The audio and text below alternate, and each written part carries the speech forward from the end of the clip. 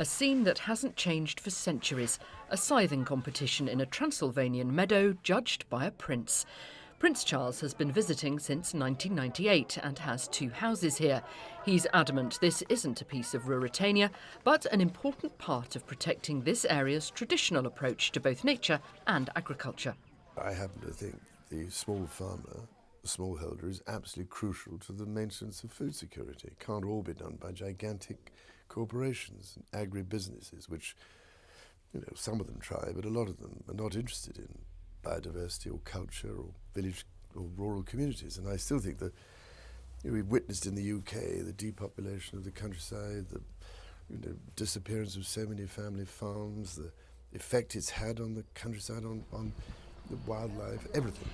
In this part of Romania, you're as likely to see a cart as a car and happen upon charcoal makers in the wood.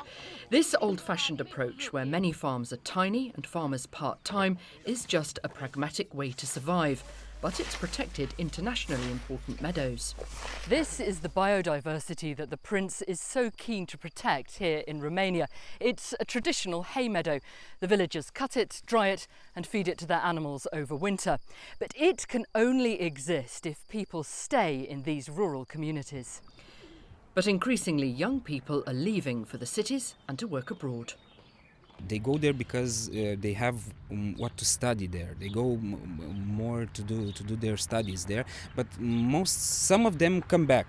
The problem of income is actually the problem, because it would be a way of living. But if you wouldn't be forced to pay with money when you go to the shop. So on this trip, Prince Charles launched a Romanian version of the Prince's Trust. It'll aim to teach craft skills and encourage tourism, so more people stay in the Transylvanian villages. That, he says, is key to protecting rural communities and nature. The pressures and the destruction on our precious environments that we depend on are immense. If we're not careful, we will leave ourselves totally vulnerable.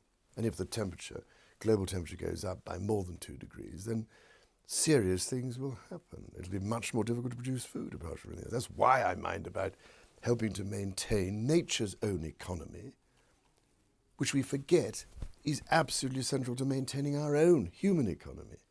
You now have 2 grandchildren. Do you think you've done enough to preserve that inheritance? No, of course I haven't. I mean, that's why I'm still going on. And although presumably plenty of people say, oh, well, we're not living in the real world. But you mentioned my grandchildren.